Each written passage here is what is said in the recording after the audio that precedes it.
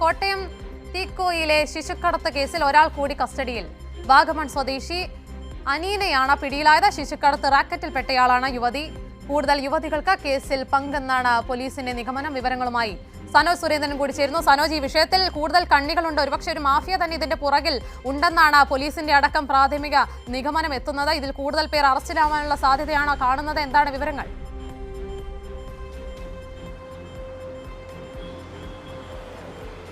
തീർച്ചയായിട്ടും ആസാം സ്വദേശിയായിട്ടുള്ള യുവതിയുടെ പരാതിയിൽ വലിയ തോതിലുള്ള ഒരു അന്വേഷണമാണ് പോലീസ് ആരംഭിച്ചിട്ടുള്ളത്. ഇതുമായി ബന്ധപ്പെട്ടുകൊണ്ടാണ് ഈ കേസിൽ ഒരാളെ കൂടി ഇന്ന് അറസ്റ്റ് ചെയ്തിട്ടുള്ളത്. വാഗമൺ സ്വദേശി അനീനയാണ് അറസ്റ്റിലായിട്ടുള്ളത്.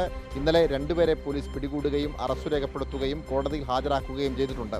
എന്തായാലും ഇതിൻ്റെ വലിയ ഒരു ഈ റാക്കറ്റിൻ്റെ പിന്നിൽ ആർക്കൊക്കെ പങ്കുണ്ട് എന്നതിനെ സംബന്ധിച്ചുള്ള ഒരു വലിയ അന്വേഷണം പോലീസ് ആരംഭിച്ചു കഴിഞ്ഞിരിക്കുകയാണ്. എന്താണ് ഇതിൻ്റെ കാരണം?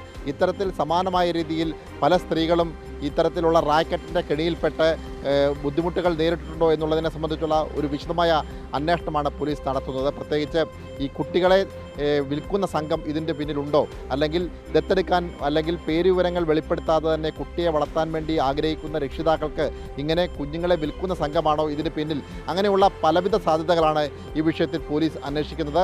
ഇതുമായി ബന്ധപ്പെട്ടുകൊണ്ടുള്ള കൂടുതൽ പേരെ ചോദ്യം ചെയ്യുന്നു, കൂടുതൽ അന്വേഷണം വ്യാപിപ്പിക്കുന്നു. ഇതിൻ്റെ ഭാഗമായിട്ടാണ് ഇപ്പോൾ അനീനയെ പോലീസ് പിടികൂടുകയും അറസ്റ്റ് രേഖപ്പെടുത്തുകയും ചെയ്തത്.